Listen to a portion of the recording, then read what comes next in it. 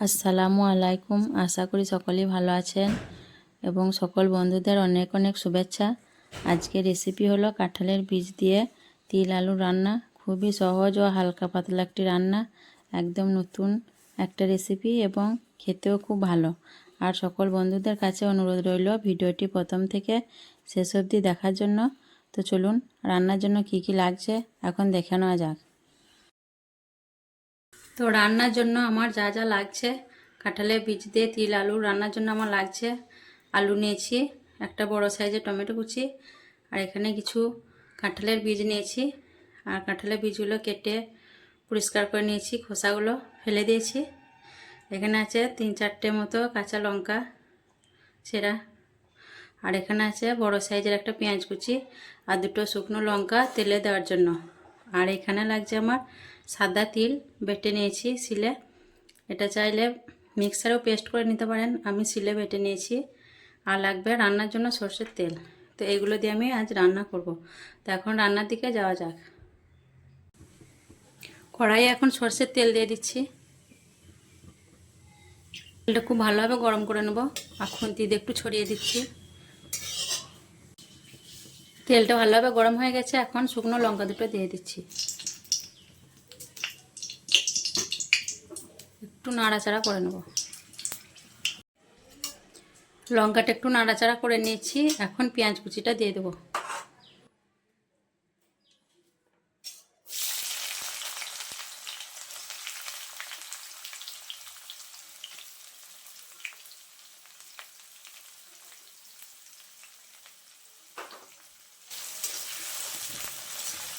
পেঁয়াজটা একটু নাড়াচাড়া করে লাল লাল করে একটু ভেজে নেব।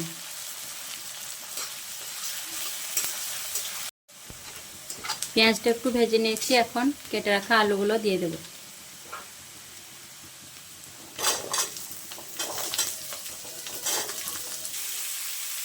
আলুগুলো একটু নাড়াচাড়া করে ভেজে নেব। আর আমি আলুটা আমার পরিমাণ মতো নিয়েছি, আপনারা রান্না করলে আপনাদের পরিমাণ অনুযায়ী নিয়ে নেবেন। আলু ভাজার সময় দিয়ে দিচ্ছি 1 চামচ নুন, 1/2 চামচ লঙ্কা গুঁড়ো। ভালোভাবে নাড়াচাড়া করে আলুগুলো আমি ভেজে নেব।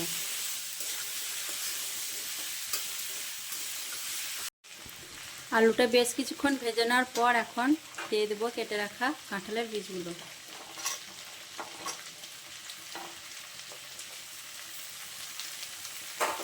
আবারও কিছুক্ষণ আমি আলু বীজ ভাজা ভাজা করে নেব। এটি খুবই হালকা একটি রান্না, খুব সিম্পল রান্না, কোনো মশলা ছাড়াই, শুধুমাত্র নুন লঙ্কা দেওয়া হয়েছে, আর কিছু মশলা লাগবে না এখানে। আর কাঁঠালের বীজে যেমন উপকার, তেমনই সাদা তিলেরও উপকার আছে। আর এগুলো খাওয়া খুবই ভালো আমাদের শরীরের পক্ষে। এখানে চাইলে কাঁঠালের বীজটা আরও বেশি ব্যবহার করতে পারেন, আলুটা কম দিতে পারেন। আমার কাছে কাঁঠালের বীজ বেশি ছিল না, তাই আমি যেগুলো ছিল সেগুলি দিয়েছি, আর তার জন্য আলুটা একটু বেশি নিয়েছি। আলু কাঁঠালের বীজ কিছুক্ষণ ভেজে নেওয়ার পর এখন আমি কেটে রাখা টমেটোটা দিয়ে দিচ্ছি। সব কিছু ভালোভাবে ভেজে নেওয়ার পর এখন আমি দিয়ে দিচ্ছি বেটে রাখা সাদা তিলটা।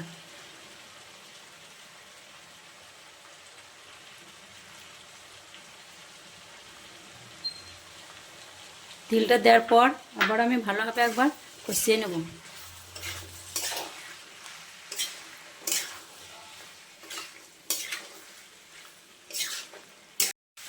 তিলটা খুব ভালোভাবে কষিয়ে নিয়েছি, এখন আমি ঝোলের জন্য পানি দিয়ে দেবো। আর বাটিটা ধুয়ে একটু পানি দিয়ে দিচ্ছি। আর পানিটা আমি একটু বেশি দেবো, যেহেতু আমি তরকারিটা ঝোল ঝোল করব। আর কাঁঠালের বীজেতেও পানি টানে একটু বেশি।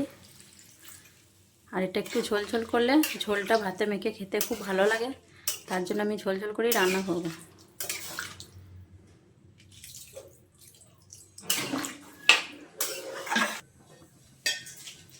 ঝোলের জন্য পানি দেওয়া হয়ে গেছে, এখন আমি ঢেকে দিয়ে কিছুক্ষণ রান্না করে নেব, যাতে আলুটা সেদ্ধ হয়ে যায়। তো 2-3 মিনিট পর আমি ঢাকনাটা খুলে দেখে নেব। আলুটা সেদ্ধ হয়ে এসছে।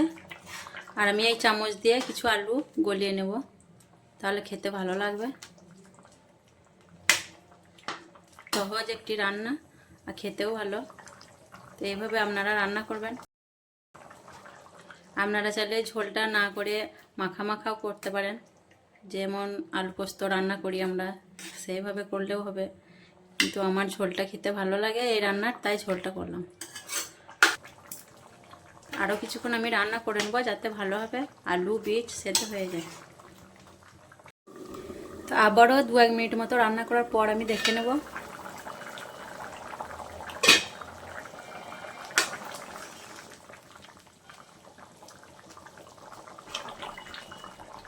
তো আলু বীজ খুব ভালোভাবে সেদ্ধ হয়ে গেছে।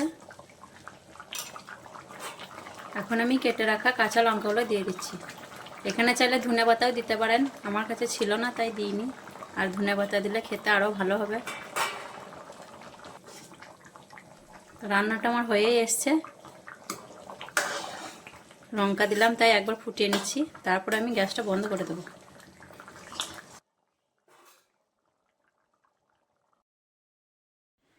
আমার আজকের রেসিপিটি কেমন লেগেছে অবশ্যই কমেন্টে জানাবেন। আর আমার ভিডিওগুলো যদি ভালো লাগে অবশ্যই আমার চ্যানেলটিকে সাবস্ক্রাইব করে আমার পাশে থাকবেন। আর বেল বাটনটা প্রেস করে দেবেন, যাতে সবার আগে আপনাদের কাছে আমার ভিডিওগুলো পৌঁছে যায়। সকলে ভালো থাকবেন, সুস্থ থাকবেন। আসবো আবারও পরের ভিডিওয় অন্য কোনো রেসিপি নিয়ে। আল্লাহ হাফিজ।